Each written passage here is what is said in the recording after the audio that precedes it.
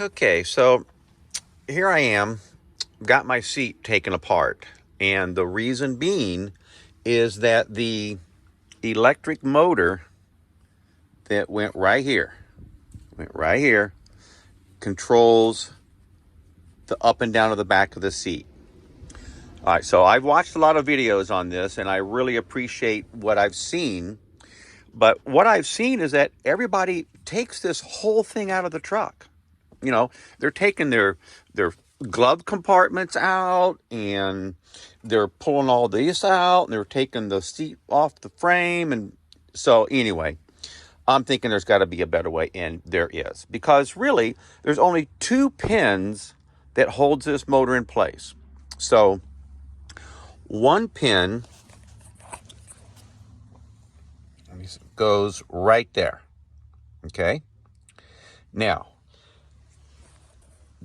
I've seen people take and push that pin inward to get the motor out. I've seen them push it outwards to try to get it out. But they're taking this whole thing apart, and you don't need to do that. So, all right, here's what I did. All right, you see this big old bar with a little doohickey on the end of it?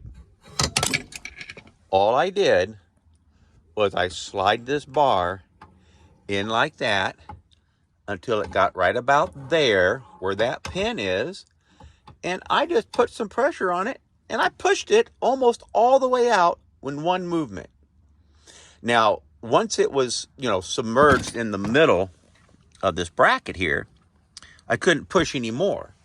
So then what I did, here it is. Here's the pin. So then what I did is it goes right here. Then what I did is I just grabbed it with my pliers and pried on it. Boop, boop, boop, boop. Out it came, just like that. Now the other pin, it was even easier. That pin goes right here. That was the easiest one to get out. All I did was take this little doodaddy right here. Now this is a punch, kinda, but what I do is I put that punch on the end of an air hammer. And wham, bam, thank you, ma'am. 30 seconds, it's out. My motor's out. So I really appreciate what I've seen from all the other guys, giving me some heads up how this all works, how it goes together, all that kind of stuff. It's great. Thank you so much. But if you don't want to go through all that work, taking this whole thing out, frame out, seat out, disconnecting it all, then this is what I did. So take care. Thanks for watching. Okay, so here we are. As you can see, I've got the motor back in. It's been repaired. And of course, I'm not a very good videoer, more of a fixer. But if you watch a bunch of these other videos, you'll see that some guys will take a rivet and they'll rivet that piece of metal together that's inside of this machine down in here. It's kind of a connection thing. And what's really weird is that I put an ohms tester on it, and it's got connection going through it. But sure enough, I drilled a hole in it, and I put that rivet in it like that other guy did. And then I even put solder on top of it and soldered it all together. And sure enough, it worked. So anyway, just want to give you some tips on how to make this a little bit easier. One of the first things is that once you pull the pin out of right there, see that spot right there? That's where this connects, okay? See there? That's where this connects. And once you get this pin right here out of it, once you get that pin out, this will move around. So what's cool about that is that now that you move it around, now you can lift this way up and get it out of your way. Or let's say you don't want to go through all the work of fixing it. Push this pin out, adjust this thing right here. See how it spins? Adjust it back out. Put it in the spot where you want it. Okay, see how this comes back down? You can put it here. Wait a minute, can you see that? You can put it here. You can screw it out more, give it more lift. You see what I'm saying? So let's say you take this thing all apart. You try to fix it. You fail. You screw it up, whatever. You can adjust this seat, put it where you like it, and then move on. Otherwise, I did the combination of solder. I did also with the rivet. And the way I got this silver pin out for this one right here was I used this guy. See, look here. Where's that silver pin? Okay, so the silver pin comes right through like this. And bam, you just take this thing here. Instead of hitting it with a hammer, you put it on your air hammer, which you can buy at Home Depot for 50 bucks. And boom, that thing popped right out. Now, then, as I was trying to tell you the other day, to get this pin here out, I take my flat bar screwdriver. Now, instead of putting it on like this and trying to pry it out, put it on like this and pry it out, because you have a much bigger and flatter surface through here for that pin to ride on. So you just put it in like so. See, there's the little pin. See the pin right there? Put it in like so, and boom! It popped halfway out. And you might recall earlier, I had the little channel locks. You just grab a hold of it and wedge it against here.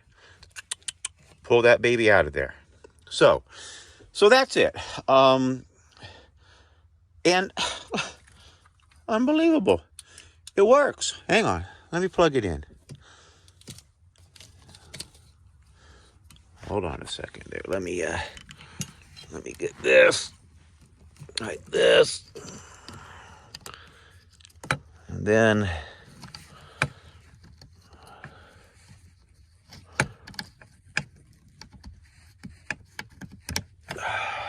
oh, sorry. Watch this. Hear it? Okay. So we fixed it. I don't know why the ohms meter didn't show what it was doing, and either way, I trusted in what these other guys did. I put it back together. I fixed it. I saved myself waiting on parts. I saved myself buying parts, and all good. So I'm going to get I'm waiting for a lower foam pad for the seat. Got that on line the other day. That's going to come in. You can see right over there. There's the seat in the back of my truck. And yeah, one more thing fixed. It's all good. So it looks like a perfect time to replace this bottom foam on the driver's seat. It was feeling a little weak, so I kind of pulled the fabric back because it's really easy to take off. These things go together with these clips, and these clips will hook around stuff like bars and things like that. They go all the way down to here, actually.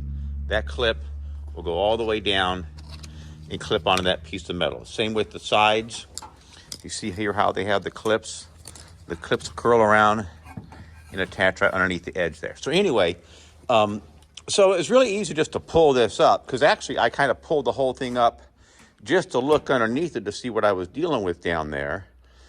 And so I took it off, and it had this thing kind of glued down to it. And I'm thinking, well, that's probably a good idea. They put this on because this side normally wears quicker than the other side. But no, as I looked at it closer, it had been repaired once before. So, bam, jumped on Amazon, picked one up for 50 bucks, 55 bucks, something like that. Ship it in 2 days. It'll be here, I think, tonight. And then I'll get that foam pad. I went ahead and cut this off. I think this was glued on there to kind of firm it all up. I cut this off. I might even add it to my new one. We'll see how firm it is. Maybe I'll put that back on there. Maybe I won't. But yeah, anyway, yeah, so we got the electric motor fixed. I'm going to get a new pad there. I thought about reordering this bottom cushion, and as I look at it, I see I got a few little wrinkle things going on here, so who knows what's going on inside of there. But for now, I'm just going to chill, go with what I got, and maybe circle back after a while. I may completely redo my entire interior of this truck. I mean, I've had it quite a while. I love it. It only has a little over 300,000 miles on it, so it's like barely broke in. So yeah, I may just reupholster this whole thing. We'll see. Thanks for watching.